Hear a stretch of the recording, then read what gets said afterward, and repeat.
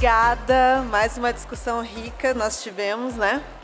E agora eu convido todo mundo para assistir o vídeo do nosso patrocinador 3CM. Uma pesquisa recente, realizada pela marca 3CM, mostrou que 92% das mulheres sentem que as suas conquistas são desmerecidas. Quando a gente conquista algo, por que insiste em falar que foi sorte? Eu trabalhei duro para isso. Eu me preparei. Eu me esforcei. Não, não foi sorte. Tô pronta.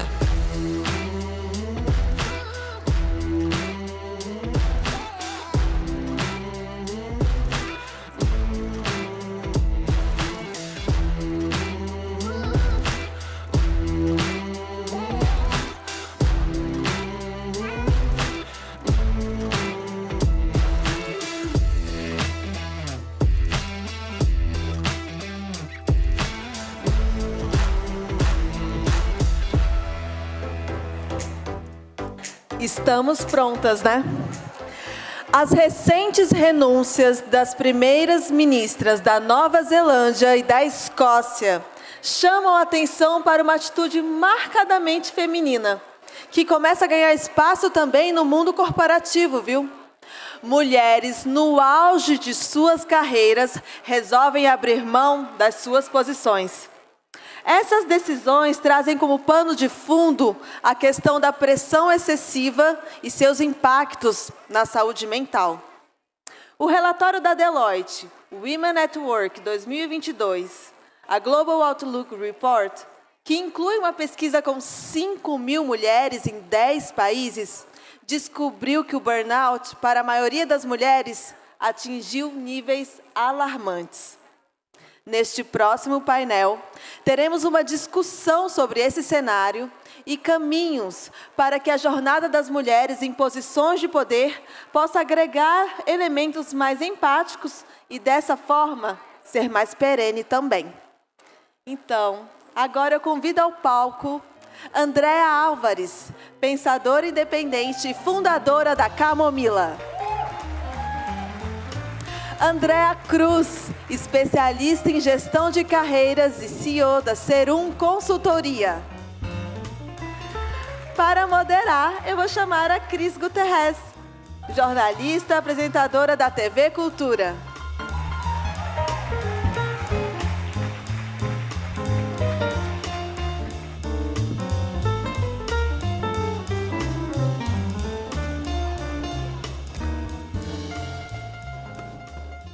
Boa tarde, gente. Tudo bom? Parabenizar o evento por essa apresentadora incrível que está aqui conduzindo todos os painéis. Que escolha fabulosa.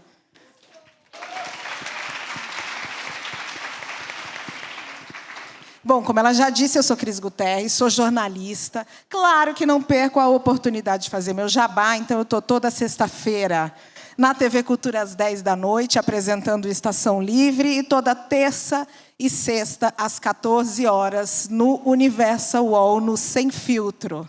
Só acompanhar, que tem conversa boa. Como vai ter essa conversa aqui agora? Vocês viram que eu sou pessoa sortuda, eu e as Andréias. Olha que delícia! Pois bem, meninas, Andréa Cruz, comece se apresentando para nós.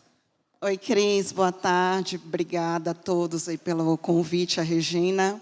Eu sou Andréa Cruz, 28 anos aí de carreira profissional, baiana, e uma das minhas empresas aí de trajetória, fiquei super feliz aqui que o vídeo do anunciante foi Unilever, desculpa, Tadeu, mas foram 8 anos de Unilever aí, uma vez Unilever, sempre Unilever. E tá vendo que a gente se identifica, né? Mas foram 18 anos no mundo corporativo e 10 anos eu fundei a Serum Consultoria com o objetivo de cuidar da carreira de executivos. E eu estou falando executivos porque começou realmente recebendo muitos clientes homens e, ao longo dos anos, a gente começou a receber muitas mulheres também. E isso é importante para a discussão da gente aqui.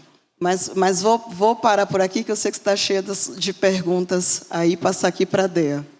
Isso, Andréa, fale para nós. Quem é Andréa Alvarez? Bom, primeiro eu queria também agradecer e muito, muito honrada de estar nesse painel com vocês para falar desse assunto. Eu sou a Andréa, eu fui executiva durante quase 30 anos. Minha última posição executiva foi na Natura, antes disso PepsiCo, antes disso P&G, antes disso PwC, ou seja, bastante tempo. E em junho do ano passado eu saí da Natura e tomei uma decisão de fazer um ano sabático, também reconhecendo o privilégio de poder fazer isso, mas também acho que abraçando com coragem esse vazio, né? Porque depois de tanto tempo trabalhando ininterruptamente e ocupando posições de muita visibilidade, muito poder, sair desse lugar deu medo, deu medo. Mas estou aí no meio dessa jornada e recentemente fundei a Camomila como parte dessa escolha sobre aonde e como eu quero estar nos próximos anos. E fazendo sucesso com medo mesmo, porque eu estou aqui diante de duas mulheres poderosas que construíram uma jornada de sucesso muito bacana. Meninas, existe uma percepção de que as mulheres estão renunciando, e muito mais vezes do que os homens. E a gente teve aí esses dois casos emblemáticos da primeira-ministra da Nova Zelândia, da primeira-ministra da Escócia, que deixou bem claro que as duas, quando se justificaram sobre o porquê da denúncia, estava muito ligada a, talvez, um questionamento, se seriam realmente capazes para conseguir trazer os resultados que o cargo exigia. Andréa, por que isso acontece? Por que a gente enxerga essa incidência maior com as mulheres? A primeira resposta está aqui nessa sala. Regina Augusto, quantas mulheres a gente tem aqui hoje? Nós temos 300 mulheres. Se eu perguntasse isso a Regina há 15 anos atrás, essa sala podia ter 10, 15, 50. Então, tem alguns fatores, né, Cris? Acho que o primeiro é que as mulheres entraram no mercado de trabalho mais tarde, e isso é importante, mercado formal, né, de trabalho, porque a gente trabalha desde sempre, e isso faz diferença. E sim, né, já foi falado aqui no painel anterior, tem alguns outros aspectos que acabam desequilibrando a gente, cobranças que são do meio ambiente, não necessariamente da gente, como a Alisson falou, né? Então, eu quero engravidar, a minha religião permite eu trabalhar ou não. Então, você tem uma série de aspectos socioculturais. E, claro, no momento que você começa a ter mais mulheres no mercado de trabalho, mais você vai ter problemas ou situações, que eu não acho que renúncia é um problema, pessoalmente, mas você vai ter situações que antes você não tinha, que você começa a lidar. Né? Então, acho que tem um panorama aí um pouquinho mais amplo. Alvarez, você já se viu nessa situação?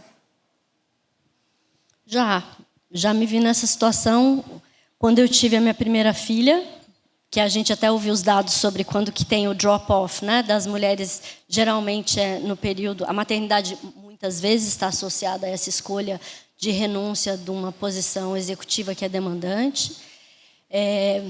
Tive no ano passado, né, quando eu saio da Natura e tenho que tomar uma decisão do que fazer. Vou procurar um outro emprego e seguir nesse caminho inercial, ou vou repensar a minha atuação no mundo. E eu acho que foram, talvez, os dois momentos mais críticos que eu lembro, mas houve também um período quando eu estava morando expatriada na Argentina e que eu tive minha terceira filha estando lá e o pai dos meus filhos morava no Brasil e a gente fazia um ida e volta e começou a ficar muito difícil.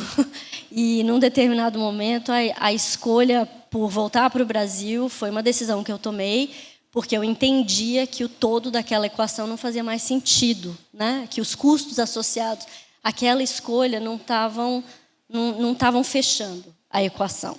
Então, acho que, pelo menos, esses 3 momentos de vida, eu me vi em períodos assim, de meio decidir agora para que rumo eu vou e que escolha que eu faço, porque não temos tantos exemplos, né? Não temos tantos modelos. Esse fulano fez tal coisa. Os homens ainda têm essa possibilidade de talvez ter mais referências. Nós, mulheres, ainda não temos tantas referências. Graças a Deus está mudando esse perfil, mas a gente não tem tanta referência. Assim, nossa, ela fez aquilo, ela escolheu. A gente olha para as pares e olha para as pessoas que estão junto com a gente e tenta ver que escolha que a gente faz. Mas esse componente da culpa, ou de não se sentir, na verdade, nem vou trazer culpa agora. Esse componente do não se sentir capaz, talvez, para atender todas as necessidades que esse cargo de poder te traz. Você já vivenciou isso ou enxergou isso aí com as suas pares no seu dia de trabalho? É que eu acho que o uso do termo capacidade, eu vou falar por mim e vou falar pela minha leitura do que eu vi da Jacinta, que é a história que eu acompanhei um pouco mais de perto. Eu acho que a capacidade não é a competência, é a disponibilidade para aquele nível de entrega, naquele determinado momento do tempo, para a demanda que aquela posição exige nesse mundo patriarcal no qual a gente vive, aonde os ambientes não são acolhedores para as mulheres e para os outros papéis sociais que as mulheres ocupam. Então, quando uma pessoa fala, eu não estou me sentindo capaz, e nesses casos, eu acho que assim, eu não estou disposta. E são cargos que exigem uma disponibilidade. Imagina, a primeira-ministra de um país. Muito grande. É uma dedicação absoluta. E ela vivia uma situação familiar que parecia favorável. Né, para quem olha de fora, um marido compreensivo, uma filha que ela levava amamentando nos eventos onde ela fazia, ela foi um ícone de vários marcos, né, de integrar família e profissão. Mas talvez ela tenha cansado, talvez tenham bastidores de poder que a gente não vai entender, mas que aquela briga, talvez ela olhasse e falasse, essa briga não. E talvez também eu acho que tenha o peso sobre os outros papéis e a sua importância. Porque eu conversei isso com a Dea ontem, a gente estava trocando, né, sobre essa conversa. E eu hoje, aos 51 anos de idade, não sei se quero mais ocupar os espaços de poder que eu já ocupei. Já ocupou. Agora, eu falo isso tendo ocupado. Então, vamos, né, não sei nem se isso é referência para ninguém. É o meu lugar de perspectiva, tendo experimentado, e hoje escolhendo não voltar. Porque eu tenho feito uma reflexão muito grande sobre os espaços de poder que hoje estão aí. E se eles são bons. E se esse é o melhor lugar para se estar. E eu acho que a gente tem... O painel anterior falou uma coisa muito legal sobre o cuidado e os homens ocuparem a casa e ocupar o cuidado. Eu acho que a gente subvaloriza a importância e o valor do cuidar. Isso para homens e mulheres, não estou fazendo nenhuma aqui apologia da mulher voltar para só cuidar, não acho que é isso, mas eu acho que o cuidar é subvalorizado, as funções associadas ao cuidar são subvalorizadas. Isso traz um ônus social, humano, imenso. Que a gente está varrendo para debaixo do tapete ou se medicando para tentar não experimentar a dor dessa ausência do cuidado.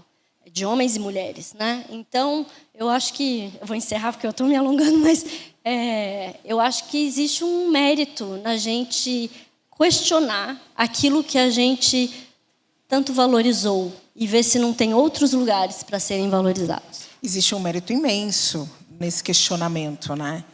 E, Andréia, agora tem uma percepção de que talvez essa renúncia tão recorrente com as mulheres não seja da mesma forma recorrente com os homens. Para você, como é que você tem visto isso? Aqui a gente tem um exemplo muito icônico, que foi o Bill Gates. O Bill Gates renunciou com 52 anos. Ninguém fez o questionamento que está sendo feito, tanto com a Jacinta quanto com a Nicola. Por que será? Tem algo mais recorrente ali, né, de aceitar a decisão masculina, que não tem a mesma recorrência de aceitar a decisão feminina. Isso é muito claro, o mercado ainda é muito cruel com as mulheres nesse sentido. Falando ainda da Jacinta, ela entrou na posição com 37 anos. 37 anos, ela já era a número 1. E aí, o que é que fica para a gente? Fica a renúncia ou ela ter sido a primeira mulher nessa posição? Né? E aí entra muito culpa. Mas, assim, será que a gente devia guardar a culpa entre aspas, né, culpa muito associada a fracasso, já tem uma série de estudos sociológicos sobre isso. Será que deveria ficar isso? Uma mulher que conseguiu assumir uma posição com 37 anos. E ela não ficou 1 ano, ela ficou dos 37 aos 42 anos. É muito tempo. Ela escolheu aquela posição por muito tempo. Por que eu estou trazendo isso? A gente tem consciência das escolhas que a gente está fazendo ou a gente está indo no automático? Porque A virou CMO, então também tenho que virar CMO. Porque B virou CEO, eu tenho que virar CEO. Eu cheguei aos 40, se eu não estou numa posição de vice-presidência, eu sou uma pessoa fracassada. Será? O que é que funciona para você? Então, esse questionamento eu tenho feito muito às mulheres, né? Algumas clientes estão até aqui nessa sala. Tenho feito muito esse questionamento para as mulheres. Se tem consciência das escolhas que estão fazendo. E muito pautadas no que a Andrea trouxe aqui, né? Andrea vai ser... Puxa, eu sei de Alvarez, tá? No que a Alvarez trouxe aqui de... valeu a escolha por aquele período. E tudo bem fazer novas escolhas.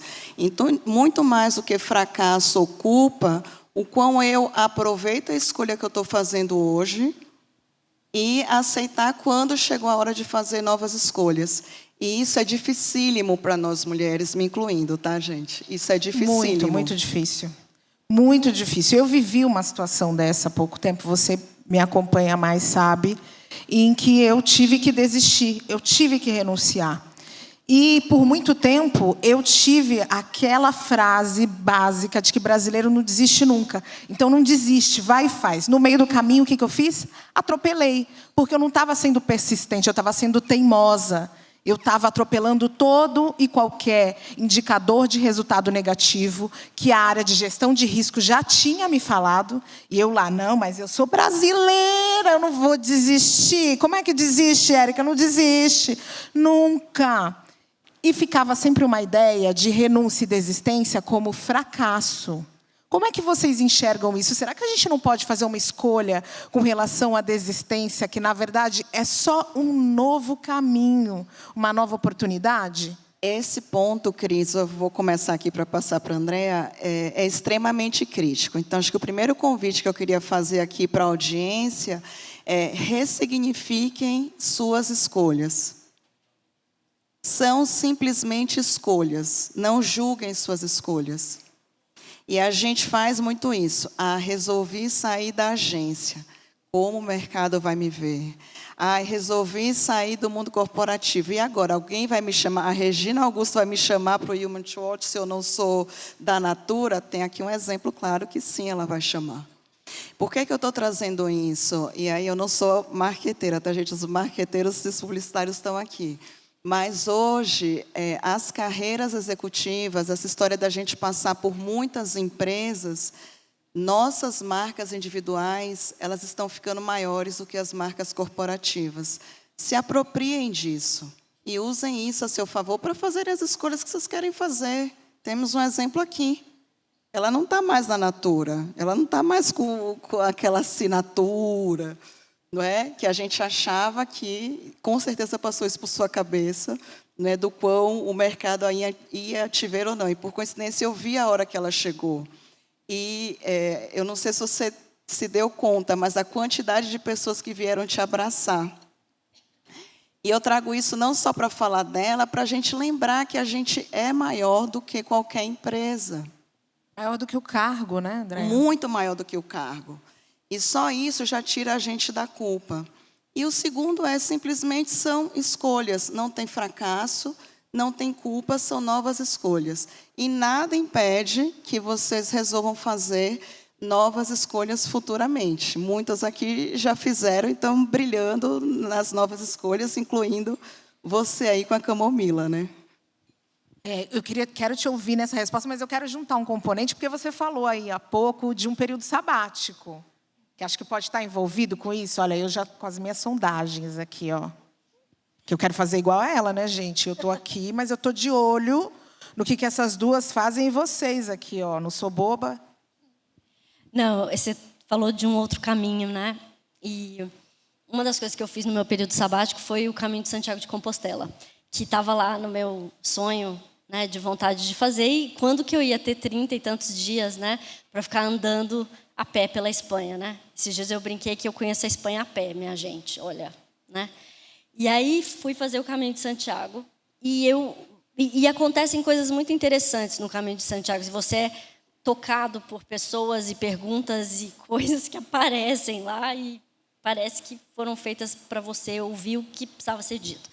E eu estava um dia de manhã cedinho andando, super concentrada num caminho assim de pedrinhas, assim, né, que era o caminho que estava lá marcado, concentrada, andando no meu ritmão, né, 26 quilômetros por dia de média. E aí, tô lá, super focada, fui sozinha, e, de repente, um rapaz passou do meu lado, assim, e falou, buen camino. E eu quase dei um salto, assim, eu estava tão imersa nos meus pensamentos que eu nem vi o cara chegar. E aí ele falou, buen camino. Eu, ai, desculpa se você me assustou e tal, sinto muito. E não sei o que. Ele falou assim, não, tudo bem. E continuou andando. Ele andou, assim, tipo, uns 2 metros, parou, olhou para trás, olhou para mim e falou assim, você sabia que tem um caminho mais suave? Aí eu, oi? Ele falou assim, tem sempre, na vida, ele falou assim, no caminho, tem sempre um caminho mais suave. Você só tem que olhar. E aí, quando ele falou isso para mim, eu vi que eu estava lá, né, no batidão das pedrinhas, e do lado tinha, tipo, 2 metros de grama, molinha, fofinha, super boa de caminhar, e eu não tinha nem visto que aquele caminho estava ali disponível como uma alternativa e uma opção. E isso me tocou tão fortemente, porque eu falei, caraca, eu estou há 30 anos ralando que nem uma condena. Tudo bem, está certo o esforço e tudo mais, mas será que a gente precisa escolher o caminho mais árduo sempre? Será que a gente também não foi condicionado a achar que essa é a maneira como a gente vai ser querido, amado, respeitado, reconhecido, seja lá qual for o incentivo e a cenoura que nos deram, amar, né? Será que essa sou eu? Né? O quanto desse esforço desmedido, sem trégua, que só escolhe o caminho mais difícil, sou eu e é uma escolha real minha ou eu fui condicionada a estar nesse lugar? Então, eu acho que vale também pensar, né? Eu acho que uma das coisas que eu estou tentando fazer é eu escolher o caminho mais suave. Caminho mais suave.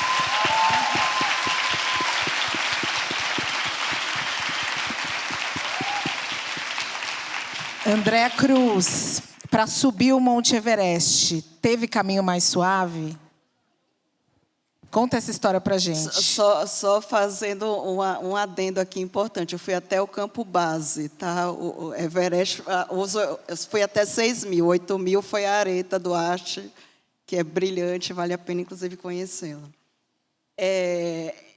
Eu posso contar várias vertentes do caminho aqui, mas veio uma história importante que eu estou me dando conta aqui nessa cadeira. Em 2018, eu já tinha a consultoria e eu aumentei muito de peso. Fui fazer um detox, minha comadre me mandou eu ir para viver de luz por 1 semana. E nesse detox, não, foi sério, gente, eu só bebia suco detox. E nesse caminho, nesse programa, eu fui andar 100 metros e passei mal. Isso foi carnaval de 2019. Eu voltei dessa viagem e falei assim, vou me cuidar, né, voltar a fazer as coisas. Eu sempre gostei de montanha, sou montanhista, mas já tinha muito tempo parada nisso. E aí, quando chegou em março, essa data é importante, uma amiga falou assim, Dea, é meu aniversário esse ano, eu quero realizar um sonho de levar as amigas para o campo base do Everest. Você vai? Eu falei assim, você é louca, eu não vou, eu acabei de voltar de um negócio que 100 metros eu passei mal, esquece. Mas ali veio, a minha curiosidade é maior do que a minha, né? O meu não, e o final da história foi que eu me preparei 6 meses para estar no campo base do Everest. Com um grupo, tem um documentário chamado Everest Sustentável, está na mídia, vocês podem ver que eles fizeram, só estou de coadjuvante no documentário. Mas eu estou contando essa história porque, às vezes, o sabático precisa ser feito trocando o pneu com o carro andando, né, como se dizem. Então, assim, eu tinha empresa, eu não parei a empresa, mas claramente em 2019 eu desacelerei. Então, a gente deixou de pegar mais clientes pessoa jurídica para pegar mais clientes pessoa física, que a agenda, né, você controla mais, para poder me preparar. E, na época, todo mundo dizia que eu era louca, porque viriam as eleições, estava na crista da onda de conseguir mais clientes. Estava assim, gente, eu não consigo, eu preciso cuidar de mim.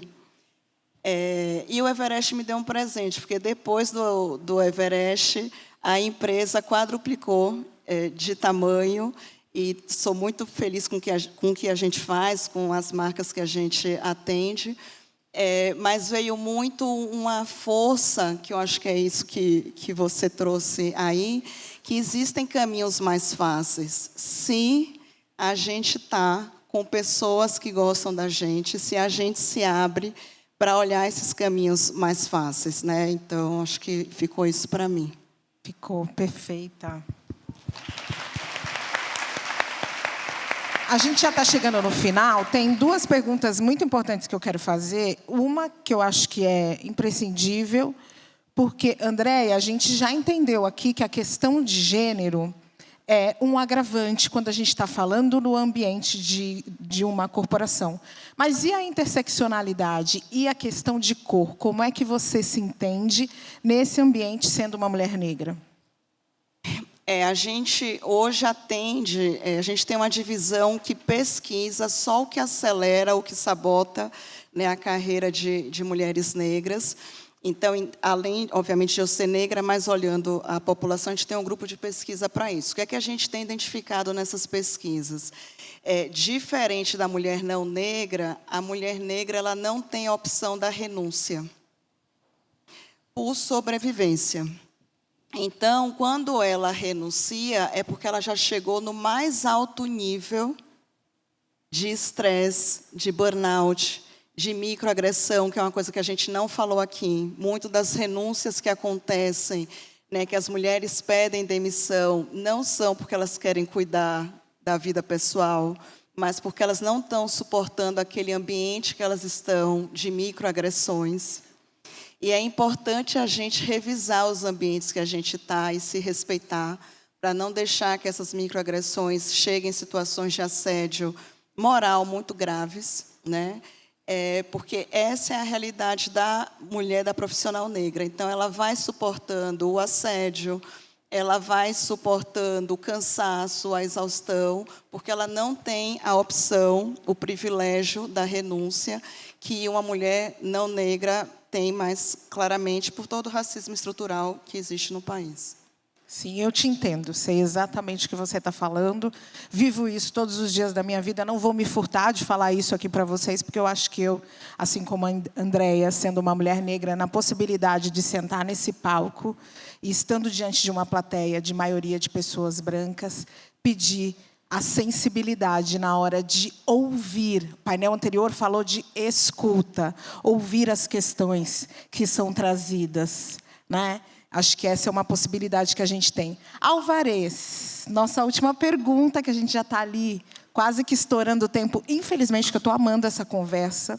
A gente estava falando de caminhos, e aí de que caminhos que a gente pode percorrer aí nas corporações para que a jornada das mulheres nos cargos de poder não seja tão exausta. Fui profunda agora? Fui profunda, né? É que eu acho a pergunta de $1 milhão, né? É que eu não sei se eu consigo ser... Talvez se eu tivesse o ChatGPT aqui, eu poderia ter 5 bullets que ia sumarizar exatamente o que a gente precisa fazer. Mas eu vou dar o meu melhor aqui. Eu acho que tem uma combinação do indivíduo e do sistema. Acho que não é ou, é e. Né? Eu acho que tem uma questão de um despertar e uma conscientização individual. E eu acho que tem, e que pode ou não ser provocada por uma discussão e um repensar das estruturas que estão montadas ali. Né? A gente criou sistemas que são patriarcais. E isso significa muita coisa, que eu não vou entrar no que isso significa, mas significa muita coisa e que traz efeitos intencionais e não intencionais que são muito prejudiciais para homens e mulheres. Eu acho que o que a gente precisa é repensar esses espaços para valorizar outras coisas. né? Eu acho que a agenda de ESG que a gente tem trabalhado, né, do ambiental, do social e da governança, ela fala disso. E eu sei que virou uma palavra que está até chata de ouvir, né? Tudo é ESG, mas no fundo é assim, como que a gente entende que existe interdependência entre mim e entre o outro, com a natureza, nos ecossistemas dos quais a gente faz parte, e que as minhas ações têm efeitos. E que a minha coerência ou a minha incoerência pode estar perpetuando sistemas de exclusão e de desigualdade, de injustiça. A gente tem que reconhecer que existe um sistema de privilégios que foi desenhado para perpetuar o mesmo perfil de pessoas nos espaços de poder. Haverá que ter uma incidência sobre esses espaços, com outros incentivos, com outros modelos, com outros mecanismos de valorização. Se a gente não fizer isso, você não pode relegar o indivíduo à responsabilidade por resolver um problema que é sistêmico. Quer dizer que o indivíduo não tem papel nenhum? Claro que tem. Mas ele é em sinergia com essa discussão mais ampla e sistêmica. Senhoras e senhores, eu sou Cris Guterres e essas mulheres são Andréa Cruz e Andréa Alvarez. Muito obrigada. Agradecer a todos vocês pelo poder da escuta. E bom evento.